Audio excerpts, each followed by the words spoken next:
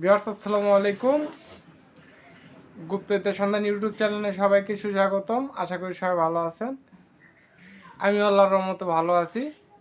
তো আজকে যে বিদ্যাটা নিয়ে উপস্থিত হলাম, শত শত কবিরাজের মন্ত্র খাওয়া। তো যে কোনো কবিরাজের আপনারা মন্ত্র খেতে পারবেন অনায়াসে। তো আপনাদেরকে বলে দেই কিভাবে কি করবেন। এটা হলো বগের হাড় সাধনা।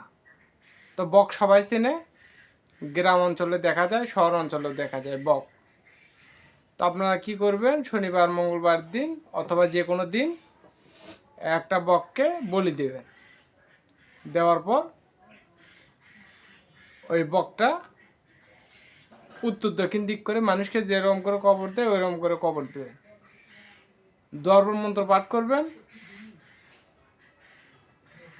জাগরে বগ্র রুহু জাগ, যে কাজে লাগাও সেই কাজে লাগ, দয়াতুর ধর্মের দয়াতুর ধর্মের দয়াতুর ধর্মের 101বার মন্ত্র পাঠ করবেন, 101টি ফুঁক দিবেন। 4টা আগরবাতি লাগাই দিবেন কবরের মতন করে। একটা হলো আল্লাহ, আরেকটা রসুল, মা ফাতেমা, গুরুজিয়াত, আর যদি হিন্দু হয় শিব, কালী, বিশহরী, গুরুজিয়াত। 4টা 7 দিন সাধনা করলেন। করার পর ওই হাড়টা 1 মাস পর তুলে নিয়ে আসবেন। নিয়ে আসার পর 2টা হাড় নিয়ে আসবেন। নিয়ে আসার পর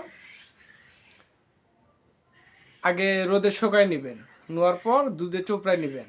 নেওয়ার পর আগরবাতি এবং মোমবাতি আসন পেতে বসে ওই বগের হাড়ে মন্ত্র পাঠ করবেন। আর সরিষার তেল মালিশ করে নেবেন।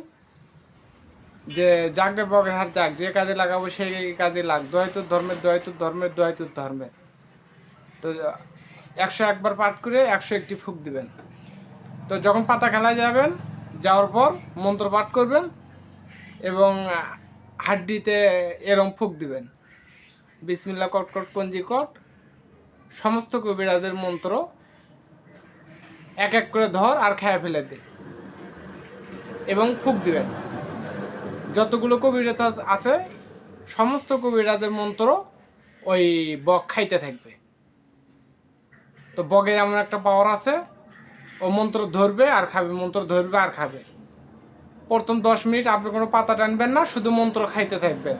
কবিরাজের মন্ত্র যখন খাওয়া শেষ হয়ে গেল তখন আপনি পাতা টানা শুরু করবেন। তো বগের হাত দিয়ে আরও অনেক কাজ করা যায়। তো আপনাদেরকে এগুলো আস্তে আস্তে দিব। তার অন্যান্য হাজারো হাজারো বিদ্যা আমার কাছে আছে, আপনাদের মাঝে আস্তে আস্তে দিব। তো সবাই ভালো থাকবেন, সুস্থ থাকবেন। আসসালামু আলাইকুম।